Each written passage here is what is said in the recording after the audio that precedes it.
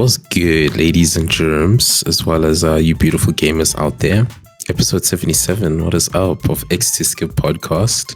It's your boy, once again, Tamziri, bringing you all the juicy vibes of the games and the fames and the lames. And joined with me, I've got Maxwell. What's good, homie? What is up, my guy? Hey, it's all good, man. It's all good. And with us, we got Kid Kojo. What's good, fam? I'm chilling. What about you? Hey, like a villain, my guy, like a villain. And yeah, we're gonna be bringing you guys some good juicy news. Before we get started, do you guys have any admin or updates? The only thing on my side is I've begun playing Crypt Custodian. It was between Dishonored and Crypt Custodian, and I figured Crypt Custodian should be a shorter game, so I went for that. And I am 4 hours in, and I haven't even done 50% of the game. Of course, I'm trying to 100% it, so story-wise, I don't know how far I'm in the game, but percentage completion, I haven't even hit 50%. I was hoping to have the review out by next week, but we'll see when it happens. But guys should look out for that. Oh, wait, bro. On my side, I started Just Cause 4. I don't know if I've ever had this much fun in a game before in quite a while. The mere fact that you can destroy so much and you don't die that easily, which is great. And you can grapple hook to like everything. Oh, so fun. But yeah, that's pretty much it. If you guys are gonna see any gameplay, I mean, yeah, sure, just tune into the streams and shit. Ooh, and also I'm going to be trying something, but I'm going to first see how it goes.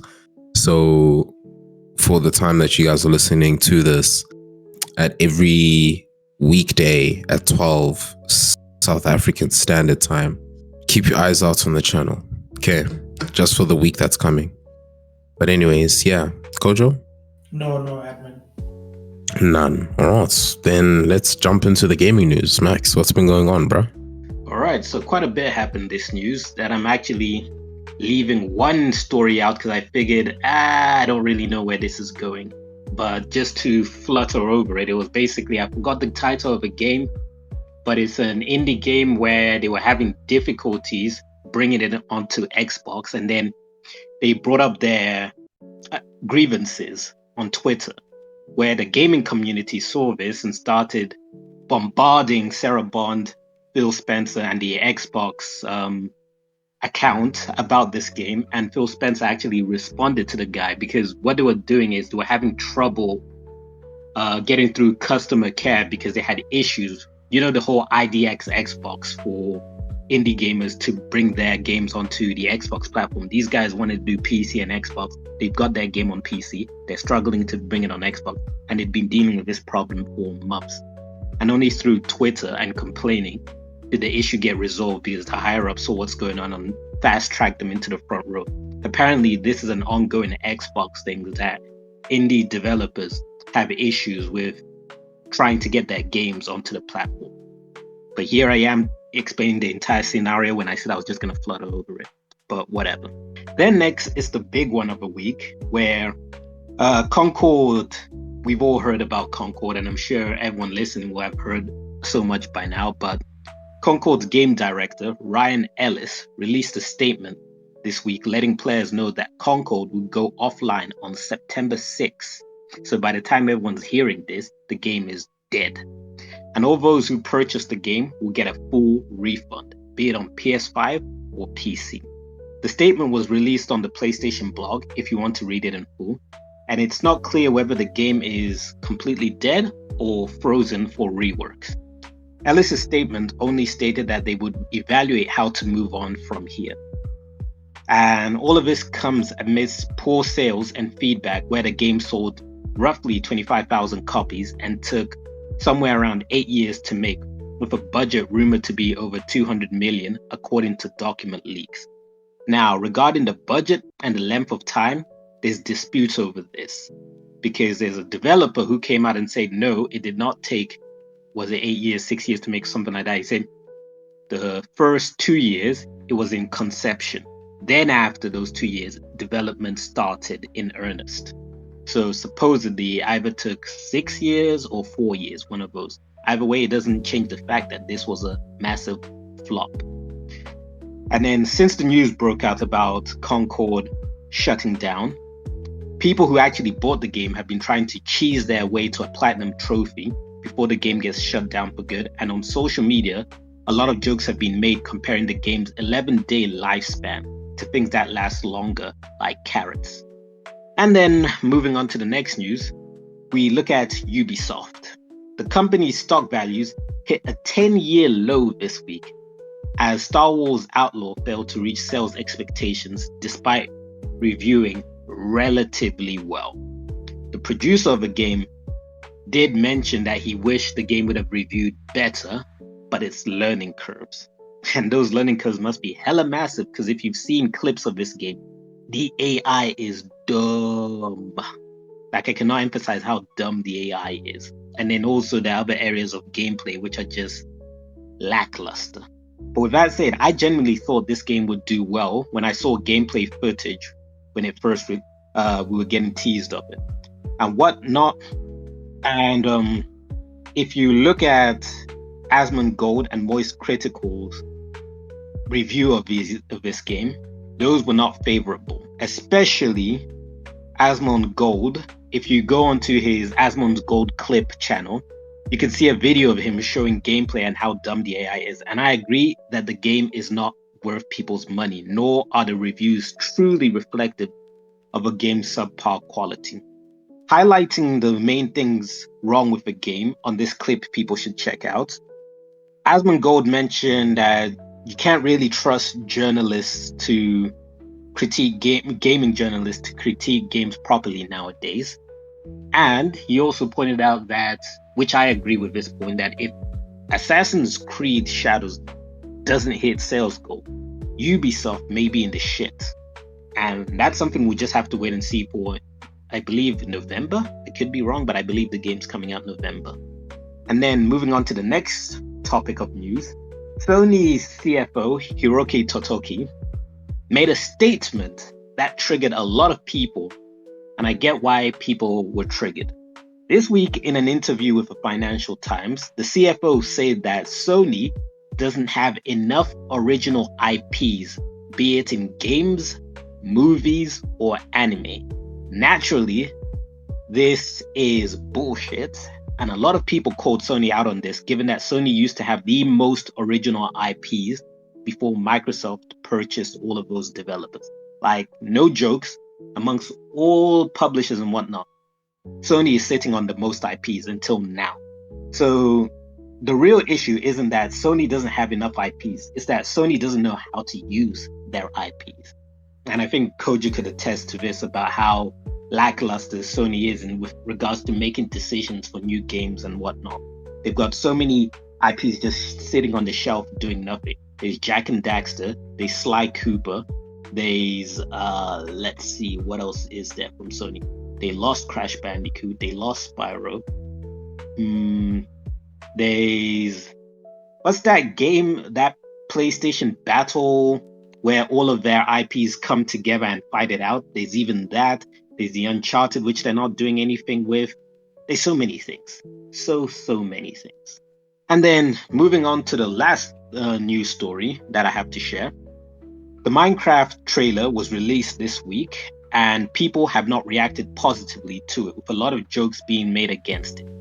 If you haven't seen it, go check it out. Pause this and go check it out right now. It's a nice laugh. It's shite, especially when compared to the Sonic 3 trailer, which came out a week before. At the time of recording, the trailer has 500,000 likes and 800,000 dislikes. And of course, we've had that entire debate about, do these apps really show the accurate likes and dislikes? And all I have to say to that is F YouTube for taking that away from us.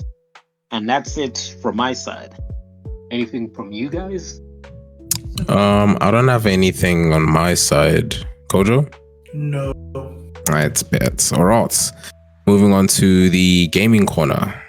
Kojeezy, what's been coming out, bro? First up, we have a game called Sumerian 6, based on PC. stealth adventure tactics game released on September 2nd, 2024, currently sitting at an 82 on Metacritic. Then we have Star Tracker, released on PC and Xbox Series X, simulation game, released on September 3rd, 2024, currently sitting at a 72 on Metacritic. Next, we have Harry Potter Quidditch Champions, released on PC, PS5, PS4, Xbox Series X, Xbox One, and Nintendo Switch. Sports game, released on September 3rd, 2024. Maxwell, what is its score? 67. Okay, Tommy. 70. 70, is that your final answer? Sure. Okay, Maxwell was closest. It's currently sitting at a 60. Oh wow, would have won. Okay, cool. Yeah, I figured it was low because I didn't even know the game had released. Yeah, it's out. Next up, we have a game called The Casting of Frank Stone, released on PC, PS5, and Xbox Series X. It's a horror adventure game, Tommy, and it was released on September 3rd, 2024. Currently sitting at a 68 on Metacritic. And the reason why I called you out, Tommy, is because one, it's a horror adventure game. Two, it is set in the universe of Dead by Daylight. Yeah, but it's good though. Well, it says 68 on Metacritic, so. Yeah. I don't know, hey man, these things. It reminds me of. Mike, so remember your favorite game Until Dawn? Funny. Since when did Max ever? But yeah, it reminds me of that quite a bit. Anyway, so yeah.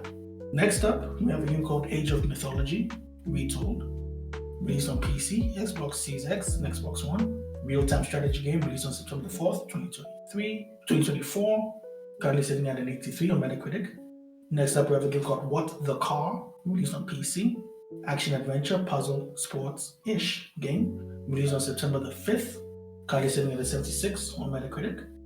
Next up, we have NBA 2K25. Hey. I know, right? Hype. Released on PC, PS5, PS4, Xbox Series X, Xbox One, Nintendo Switch, and it's a sports game, it's NBA 2K25. And it was released on September the 6th, 2024. Then we have Ace Attorney Investigations Collection, released on Nintendo Switch. Currently sitting at an 86 on Metacritic, released on September the 6th, 2024. And finally, we have Astrobot, released on PS5. It's a platformer game, released on September the 6th, 2024. Tell me, what do you think its Metacritic score is? Astrobot sounds whack. I'm gonna give it a 70. 17, Maxwell? I already know the score that it got. Which is what? 94. But yeah, Game of the Year. Yeah, definitely not. I think it'll get like, what's that other one where it's like indie developer thingy? And I know you keep saying it's not an indie, but I think it'll get that one. Black Myth? I think Black Myth will get Game of the Year. Oh no, absolutely, dude. Absolutely. You see that an Astrobot will win. If Astrobot wins, that would be the funniest thing. True, Baldur's Gate actually called people out. Well, those who are not D&D fans. But then Baldur's Gate was a running hit. Astrobot, it's a niche hit, I feel. I don't think it's like, what's the word I can use for, like, you know, commercial things, like pleb type of things, like your Call of Duty bros, your FIFA bros type of games that these guys come out and play. They're never gonna touch Astrobot. Fair enough. But yeah, that is it for the releases of the week in the Gaming Corner. What about you guys? Nothing on my side in terms of releases, Max. Let's see. Anything gaming that I'm aware of happening this week? Nah, not really. I can say though, with Crypt Custodian, it finally has a Metacritic score though. It has a PC score with 6 reviews of an 81. And I think this is a sleeper hit because if you go on the Steam store, it's got like a 4 point something with 400 player reviews. And then on the PS store as well, it has a whole bunch of player reviews. So that's a sleeper hit people should be on the lookout for. I hope so, bro, because 6 reviews, Jesus Christ, I'm going to need like more motivation. But yeah, all right. I don't think it's your type of game, Tommy. I think it would align with Kojo more than you. Uh-huh. Kojo would more be like, it was an okay game. I don't think Kojo would find anything special about it, but at the same time, he wouldn't dislike it. Would just be like, it was an okay game. Okay. Whereas you would be like, I don't get the point of this. I'm already bored. Yeah, this is gonna disappoint a lot of you here, but Assassin's Creed 2, which I've never played, I don't know what's up with the controls on PC, bro. I even tried to switch to controller. It just wasn't working. I think I need to play it on an actual console. But like the controls alone are throwing me off the game. So I'm sorry. I know it doesn't deserve that much hate. Now, what I've noticed is with you, when it comes to games, if it doesn't grab your attention at the beginning, you're going to abandon it. Whereas absolutely, Kojo will give a game a try if it captures his interest before he starts playing. If he starts playing, then he'll stick to it, but he's not even going to bother trying unless it can capture his interest before he's picked up the game. Yeah, because I'm like the king of getting Steam refunds, bro. Flipping, I don't play I don't play around with money. Like, give me back my money, please. But all right. Yeah, that brings us to the halfway point then. And hope you guys are liking and subscribing, because how else are your friends and family members gonna know that you're cool enough to listen to the show? You know what I'm saying? Hey. But alright, getting into the content creation side. Yeah, I don't know if I'd ever predicted this in the past. No, I don't think I did. But ever since I left streaming for like Logitech, there was this whole shift of everyone moving to YouTube streaming. Once Tim the Tatman went through, Ninja went through, and everyone else started pretty much moving on because of whatever problems Twitch were having that were not addressing their actual content creators. Well, in recent news, it looks like a lot of YouTube streamers are now moving back to Twitch, especially those who have signed major exclusive deals with YouTube back in the day. Their contracts are now ending, and now a lot of them have now come out with videos stating that they're going to be moving back to Twitch. So let's get into it. Ex-YouTube gaming boss urges most of the streamers to multi-stream through Twitch, right?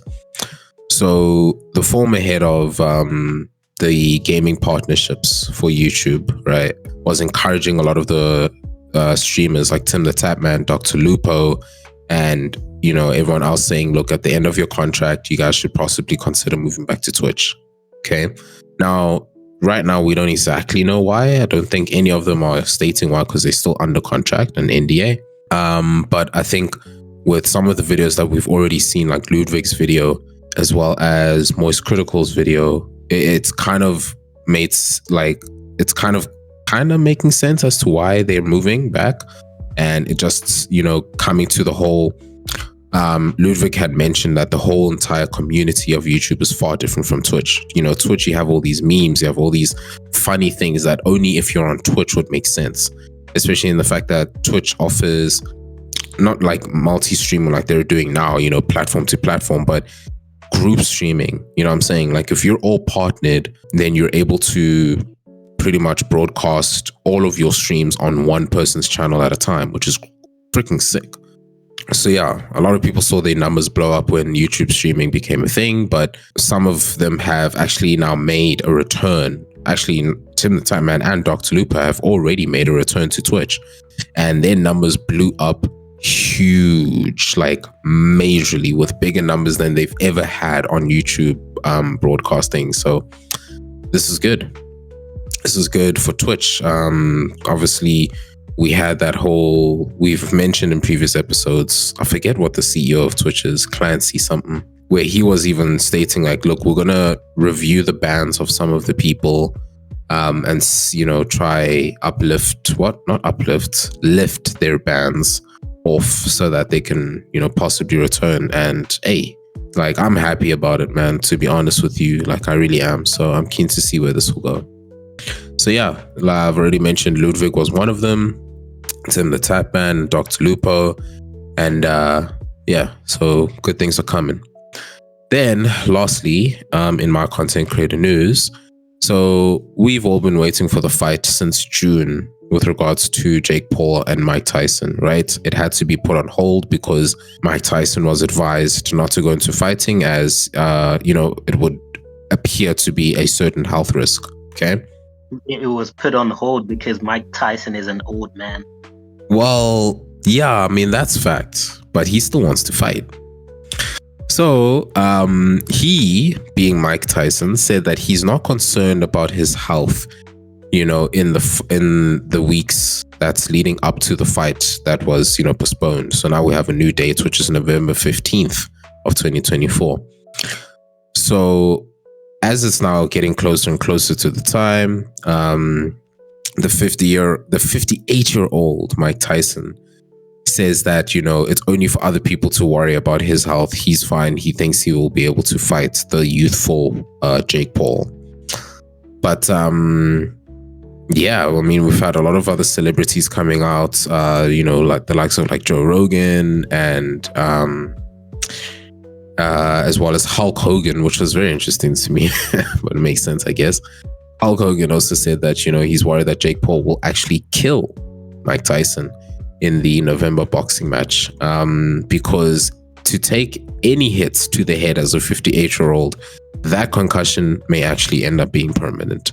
So yeah, it's probably not a good thing for Iron Mike to try touch gloves with Jake Paul, but hey man, you know what? Whatever. Let's just see what's going to happen. And then for those of you wondering, what is the health, aspect that's affecting Mike Tyson? It's because he suffers from severe ulcer flare-ups. So yeah, I mean, one hit to the gut and he's probably going to melt from the inside, which is pretty heavy to say. But yeah, that's pretty much it from my side, content creator wise. I know there's an elephant in the room, which I'm hoping Kojo will cover. So Kojo, segue to you, bro. I have nothing but to comment on your YouTube thing. I also noticed I opened Twitter and I saw Dr. Lupo's logo and I was like, what is happening here? I know, right? Hey. And I saw more and more, and then I saw Nick Merckx. I'm like, okay, maybe their contracts are up. I didn't look into it further. I just assumed their contracts are probably up. Because like what's crazy about it, Nem, and now I'm gonna address the elephant in the room, is the whole DrDisRespect return. So on the Doc's return, I don't know if it was a stream, but it was a stream, right? But this was on his YouTube, correct? Because obviously he's still kind of banned on Twitch. Okay, but anyways, I saw a clip on TikTok stating that, the Doc is back, this and this, and you and Max were also talking about it. I haven't seen the actual full stream, but I saw clips. And in one of the clips, he had said that Twitch is planning, or he accuses Twitch of planning a permaban the moment that his actual ban limit reaches its end. And he's saying that like he's going to have to restart the whole wave on YouTube streaming again now that everyone's now moving back. And I can't help but feel like I don't know, man. I can't exactly say fully how I feel about the whole DrDisRespect return and how it's gonna go. But right now, as it stands, I feel like it's funny to me how now him trying to make a return, everyone is leaving YouTube streaming, going back to Twitch, where he's still technically banned. So he still cannot make content with people just yet, which is hilarious. But in any case, it's up to who wants to still make content with the Doc. But yeah, we'll see. But away, man. Max, do you have any content creator news? Oh, let's see. There were random things that took place which are not really worth speaking about. Like one random thing I can mention is, what's her name? Pokimane was complaining about some dating app which is exclusive, where you have to be on a waiting list to get invited onto it, and she has been on the waiting list for like months or years, and she was complaining about the dating app or something, and people were calling her out just saying, oh, now when you can't get what you want, suddenly something is bad, la-di-da. Random little things like that. That's what's been on my radar, so not anything really worth dissecting. I find it funny though, because obviously we have all these coomers who think their world is now destroyed because Pokimane can just get any dude she wants. But here she is on dating apps, bro. Like, it's real out there. It just goes to show, bro. Like, what is it that you cannot give normally to other men that you need a dating app for? That's sad, fam. Well, yeah, that also reminds me. The reason she was saying she's on a dating app, she was saying that it's difficult to meet people naturally living in LA. What does she mean? Because, I mean, regardless of who. Dan, because I was also of the same mindset of, if you have the money and resources, you can literally go to any event you want where people probably don't even know who the hell you are, and be able to sink in and just talk to people naturally. Because the world doesn't revolve around you. So there's definitely so many events going on in LA where if you were to attend, there's probably a high entry price not everyone can get into. And if you attend that thing, probably people in that event are so up in their own businesses that they don't know who you are. And literally, like, not everyone is a gamer. So go to places most gamers will not go to. Like, hit the clubs, bro. Like, go to Atlanta, get with, like, homies from the hood. It's kind of beside the point, but I personally believe is that women who are usually successful and struggling with getting a partner, they're struggling because they don't know how to approach men. Like, us guys always have to approach girls. I agree. Regardless what situation we're in, through failure, we start adapting and realizing and learning our strengths and weaknesses and where are the best places to approach. Some of us go to clubs for that. Others of us will go to the library. Others will go to the gym. Others will do it at a restaurant. Whatever. We figure it out as we go. Women who are so used to getting approached instead of approaching, now because they can't find a guy and they have to stop initiating, they don't know how to and they don't know where to go for that. And yeah, just to like close that off, it was a huge revelation to me way back then when I'd realized the difference between Tinder and then there was something else I think that guys would use. A Bumble. Yeah. That the only difference between those two was which gender gets preference to start conversations first. Because I honestly thought they were the same thing. And then Bumble's like, no. The girl has to speak first. And I was like, oh. Did you know that Bumble is removing that, or they have removed it because a lot of women weren't initiating conversation? There you go. But yeah, some of us who used to try to get anything we can on P-Link or what? Umate, where you can play games with someone and it's like a date. Oh man, shit, I was hopeless back then. But anyways, okay, so esports. I know you guys remember last episode I spoke about the LCK and how it looks like T1 SKT won't be making very good strides this year. Well, things are still kind of going okay for them. However, it's not looking too good in terms of their roster. So there are going to be a few changes for the next year, for the next season. And a lot of people are speculating that this might be the perfect window for Faker to resign. Now, the thing is, Faker is still fairly young, very much younger than some of the people who have already retired from League of Legends. But I personally would not be surprised if this was to happen. I mean, he's been a legend since he was 16, bro. Like, man can rest. Like, to be honest, he's not 30 yet, but still, like, I think it's been a decade now. Like, man can chillax just for a tad. But anyways, that's just me. Cool. Kojo, any esports from your side, bro? Yes, one. So, the Apex Legends Global Series Split 2 playoffs took place this past weekend in Mannheim, Germany, and it was a crossover final. Oh no, it was a crossover tournament. Certain teams that were supposed to do well didn't. Certain teams that were underdogs did very well. And Sunday's end match, 11 teams were on match point formats. Jeez. I know, right? Tell me it was crazy. Dog. The team that came out on top was Space Station Gaming. Honestly speaking, Gaming Gladiators or GG should have won that, but they threw epically. And teams that were supposed to do well, like the Super Team Team Falcons, they finished dead last in the finals, 20th. So that is shocking.